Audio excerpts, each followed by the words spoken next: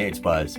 So, I want to talk for a moment about some of the things we say when it comes to trying to console somebody who's lost a loved one. Let me preface this by saying that, when somebody is sharing some encouraging words or something positive with you, it's purely from a good place. And, for those of us who have lost somebody, maybe those words don't come out right, but do understand that people mean well. They want to help. And, as I've mentioned previously, at the end of the day, there aren't really any words that really can take away that sting, that pain of that loss. But that said, there is an expression that I've heard a lot, and I'm sure you've heard it a lot. Maybe you've even said it yourself. And I'm not here to tell you what to believe or what not to believe, but the expression "everything happens for a reason." Um, Maybe it does, but personally, I don't think so. Think about that. Everything happens for a reason. Now think about everything that happens on this planet.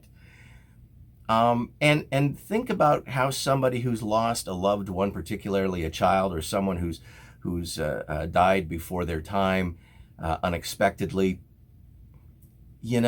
that's the kind of expression that would keep somebody awake at night for some time. Everything happens for a reason. I can tell you firsthand that when you lose somebody, you can't help but ask why. And then to try and grasp the idea that there was a reason behind it. What possibly could be the reason for the loss of my son? What cosmic force manipulated events to create this horrible tragedy? And this is just my own personal conviction. Far be it for me to convince you to make it yours, but I don't believe God caused my son to die. I don't believe the universe did it. I think it was because he was trying to do a chin-up on a soccer net that wasn't properly anchored. Sometimes the reason is pretty obvious. Maybe it's a drunk driver. Who knows? But I don't think we have to look too deep sometimes for the reasons. That doesn't take away from the fact we will ask why. And I want to tell you, if you're asking why, you're going to run up against a brick wall every time because you're not going to get an answer. And, it took me a while to realize that as well.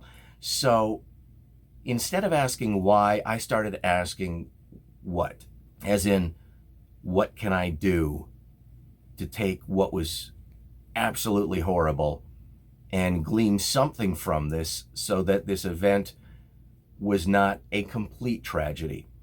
In other words, what can I do to get some good out of the bad if I really want to dumb it down? So my wife and I have made some efforts to get some positive out of the negative, establishing scholarships, pushing for provincial legislation for the mandatory anchoring of soccer nets. It could be just as simple as reaching out to other bereaved parents and letting them know that you understand and you've got an ear to hear if necessary, and you're there for them.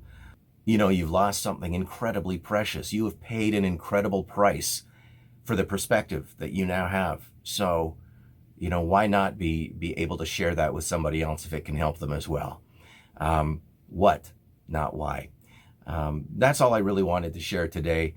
And again, just, keep moving forward, even if it's one moment at a time, 1 inch at a time, just keep moving forward.